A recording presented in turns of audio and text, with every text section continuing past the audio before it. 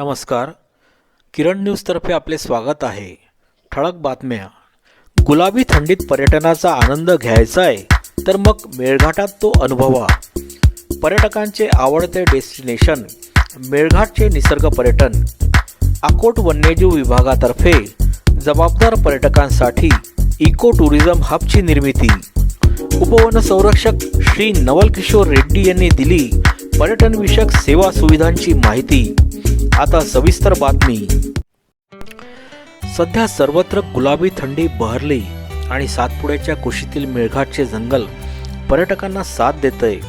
खास वाघांसाठी प्रसिद्ध असलेल्या मेळघाटातील मेळघाट, नरनाळा, वान व अंबावरवा अभयारण्याची मालकी असलेल्या अकोट वन्यजीव विभागाने उपवनसंरक्षक श्री नवल किशोर रेड्डी यांच्या मार्गदर्शनाखाली वनक्षेत्रात नियंत्रित निसर्ग पर्यटनाची आवड असलेल्या पर्यटकांच्या सेवेसाठी इको टुरिझम हब तयार करून कोरोना संकटाच्या काळात नैसर्गिक प्रतिकारक क्षमता वाढविणारी आरोग्यदायी सुवर्ण संधी उपलब्ध करून दिली आहे.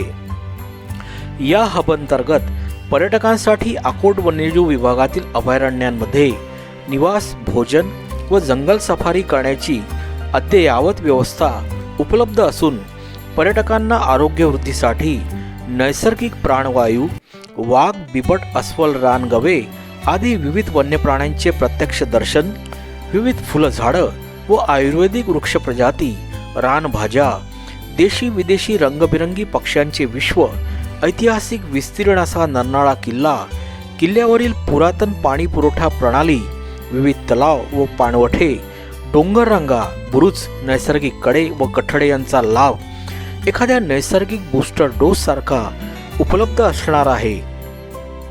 अकोट वन्यजीव विभाग हा अकोला, अमरावती व बुलढाणा जिल्ह्यात पसरला असून हा विभाग मेळघाट व्याघ्र प्रकल्पाअंतर्गत येतो. या विभागाचे मुख्य कार्यालय मेळघाटचे प्रवेशद्वार म्हणून ओळख असलेल्या अकोट शहरातील पोपटखेड मार्गावर आहे. या विभागाचे उपवन संरक्षक म्हणून कर्तव्यदक्ष श्री नवल किशोर रेड्डी जबाबदारी सांभाळत आहेत. या विभागाअंतर्गत नरनाळा, वान व अंबावरवा अभयारण्य असून यात नव्यानेच मेळघाट अभयारण्याचा समावेश झाला आहे. मेळघाट अभयारण्यात गुगामल राष्ट्रीय उद्यानाचा काही भाग समाविष्ट झाला असल्याची माहिती विभागाच्या प्रशासकीय सूत्रांनी दिली. विभागात मेळघाटचा समावेश झाल्याने वाघांची संख्या मोठ्या प्रमाणावर वाढली आहे. अकोट वन्यजीव विभागात 46 पेक्षा जास्त वाघ व त्यांचे छावे असल्याचा दावा विभागाच्या सूत्रांनी केला आहे.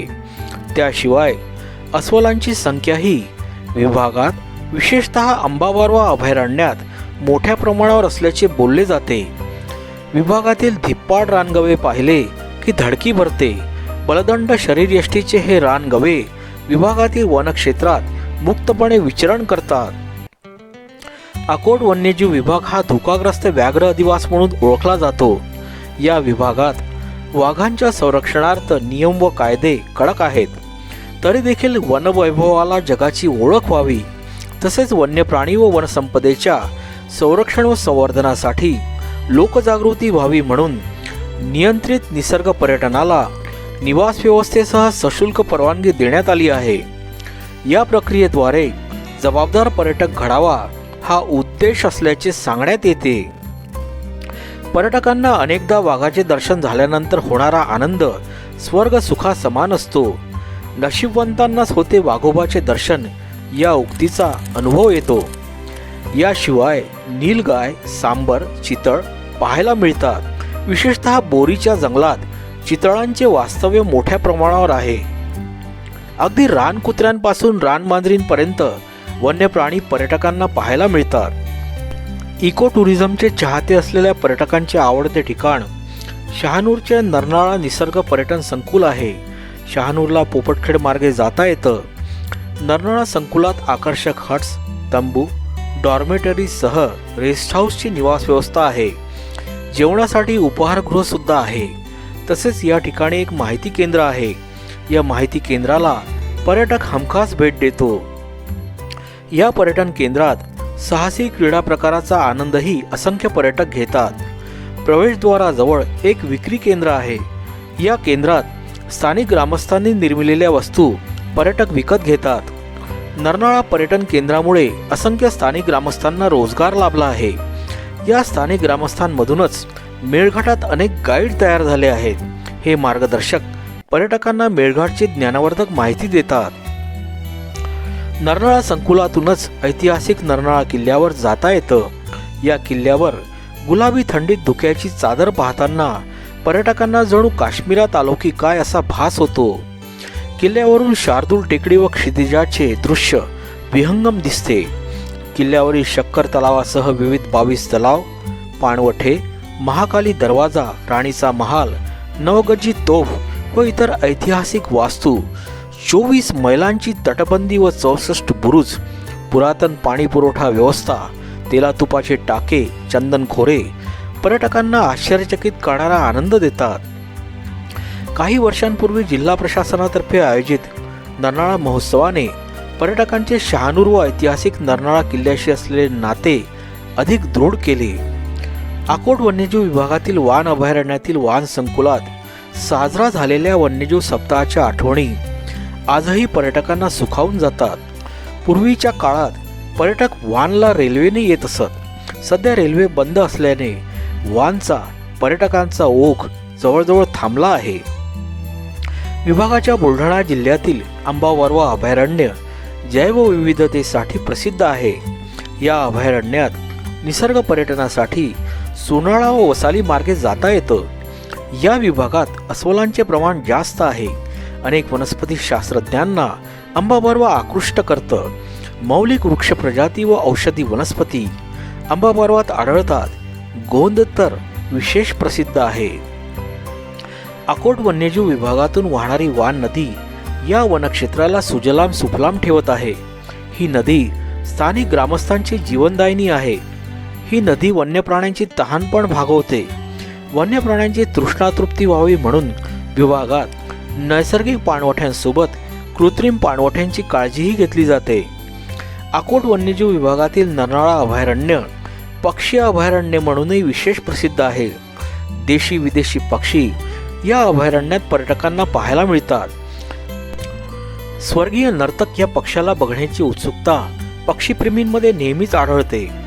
आकोट वन्यजीव विभागात पर्यटकांना पर्यटनाचा संपूर्ण आनंद मिळावा व वन्य प्राण्यांचे दर्शन व्हावे म्हणून जंगल सफारीची सुविधा उपलब्ध करून देण्यात आली आहे. ही व्यवस्था नरनाळ्यातील शहानूर व आंबावरवातील वसाली येथे उपलब्ध करून देण्यात आली आहे. पर्यटक उघड्या जीपमध्ये बसून निसर्गरम्य वातावरणात शुद्ध व मोकळ्या हवेत या सफारीचा आनंद लुटतात. त्यासोबतच वन्य प्राण्यांच्या याची देही याची डोळा दर्शनाचा लाभही घेतात. वन्यजीव विभागात पर्यटकांना छायाचित्रणासाठी अटी व शर्तीच्या आधारे सशुल्क परवानगी दिली जाते. DSLR कॅमेऱ्यासाठी थोडं जास्त शुल्क मोजावं लागतं. आकोट वन्यजीव विभागाच्या प्रशासकीय सूत्रांनी दिलेल्या माहितीनुसार सन 2021 मध्ये जानेवारी ते डिसेंबरपर्यंत एकूण 7,650 पर्यटकांनी जंगल सफारीचा आनंद घेतला. त्यात पर्यटकांना वाघ, बिबट, अस्वल, रानगवे, सांबर, रानकुत्रे आदी वन्य प्राण्यांचे दर्शन झाले. जंगल सफारीच्या प्रवेश शुल्काद्वारे आकोट वन्यजीव विभागाला सुमारे 8 लाख रुपयांचा महसूल प्राप्त झाला.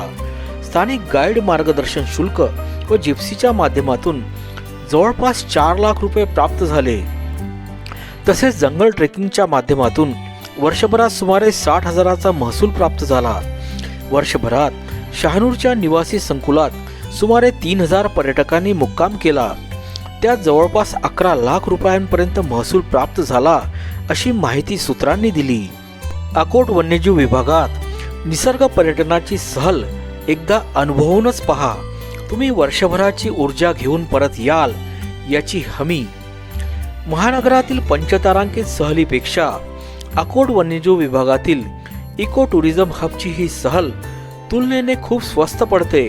प्रवेश शुल्क, निवास व्यवस्थेसह जंगल सफारीचे शुल्क व इतर अत्यावश्यक माहितीसाठी पर्यटकांनी विभागाच्या पोपटखेड मार्गावरील मुख्य कार्यालय किंवा पर्यटन व्यवस्थापक श्री स्वप्नील बांगडे यांच्या 89 56 56 30 16 या भ्रमण दूरध्वनी क्रमांकावर संपर्क साधावा व पर्यटन विषयक आगाऊ आरक्षणासाठी www.magicalmelghat.in या वेबसाईटवर लॉग इन करावे असे विभागातर्फे कळविण्यात आले आहे. अकोट वन्यजीव विभागातील पर्यटन विषयक सेवा सुविधांविषयी उपवन संरक्षक श्री नवल किशोर रेड्डी यांनी किरण न्यूजशी संवाद साधत माहिती दिली.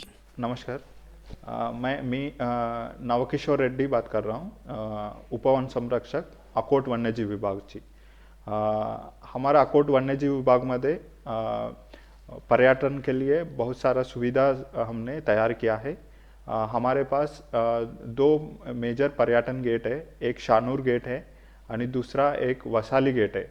शानूर गेट है अकोट से 15 किलोमीटर दूर में शानूर गांव के पास में ये गेट अवेलेबल है. यहाँ से टूरिस्ट सफारी के लिए हमें सुविधा तैयार किया है.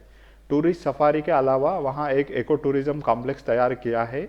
उस इको टूरिज़्म कॉम्प्लेक्स में टूरिस्ट का रहने के लिए व्यवस्था भी है. इको हट्स है, रूम्स है और उसके साथ डॉर्मेंट्रीज भी है. उसके अलावा विविध नेचर इंटरप्रिटेशन सेंटर के संबंधी साहित्य हम उसको प्रोवाइड किया है. उससे जैसे एक उधर थिएटर है, पर्यटकाकरिता मेलघाट की जैव वैविध्यता, वो जंगल की विशिष्टता त्यांना उसको बताने के लिए एक थिएटर हमने तैयार किया है. इसके अलावा नरनाला जो सेंचुरी है उसका सफारी भी शानूर गेट से होता है. उसके साथ उधर किला का भी दर्शन कर सकता है. उसके अलावा एक बोरी शानूर सफारी है, उसके लिए हमने अच्छे से टूरिज़्म जो है पूरा व्यवस्था किया है. सब टूरिस्ट कोविड जो गाइडलाइंस को पालन करते हुए त्यानी मास्क लावना पाहिजे आणि जो अंतर है जो टूरिज़्म सेंटर में जब वो रहेंगे तो उसको जो दोनों के बीच में अंतर है लोगों के बीच में वो पालन करना चाहिए. ये सब जो रूल्स पालन होके आणि जंगल मध्ये जो फॉलो होना चाहिए वो रूल्स भी पालन करके वो अच्छे से टूरिज़्म का और जंगल का आस्वाद ले सकता है. तो इसके अलावा हमारे पास एक वसाली गेट है, अम्बा बरवा सेंचुरी के लग के है. ये वसाली गेट के से भी टूरिज़्म चालू है, उसमें पर्यटक सफारी कर सकता है.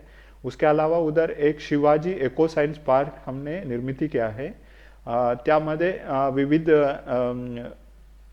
फैसिलिटीज़ हमने उसको दिया है. जैसे उधर रहने के लिए डॉर्मेंट्री फैसिलिटी आणि एक रेस्टोरेंट है आणि खिलाड़ू खेलने के लिए, छोटे बच्चे के लिए खिलाड़ू है. ऐसे एक पार्क भी तैयार किया है. वो पर्टिकुलरली जो बुल्ढाना जिला में ये पर्टिकुलर इको साइंस पार्क है, वहाँ पे भी टूरिस्ट अपने विविध एक्टिविटीज़ कर सकता है. उसके साथ जंगल की सफारी कर सकता है. इसके अलावा हमें विविध छोटे छोटे व्हिडिओज बना के आणि यूट्यूबमध्ये अपलोड केलेलं आहे मॅजिकल मेलघाट म्हणून. आणि एक पर्यटककरिता बुकिंग करने के लिए ये सब इको हट्स आणि डॉर्मेंट्रीज आणि सफारी बुकिंग करने के लिए हमारे पास एक वेबसाइट है magicalmelghat.in करके. त्यामध्ये लॉग इन करके आप कोणतेही ये जो सुविधा है ये सब आप उसको बुकिंग कर सकता है. इसके बाद भी और नया जो प्रकल्प है, मतलब इको टूरिज़्म में पर्यटक की सुविधा करिता हम नियोजन कर रहे हैं. वो पुढील 1-1.5 वर्ष में वो भी चालू होने वाला है. तो आपको सबको विनंती है कि आप भी ये फैसिलिटीज़ पे आइए, एक बार हमारा मेलघाट का आणि अकोट वन्यजीव विभाग का आस्वाद ले लीजिए. यहाँ जो जंगल का जो स्वरूप है आणि यामध्ये प्राणी जैसे वाघ से लेके छोटे छोटे पक्षी तक जो है विविध जैव विविधता की आप ही आस्वाद लीजिए. नमस्कार.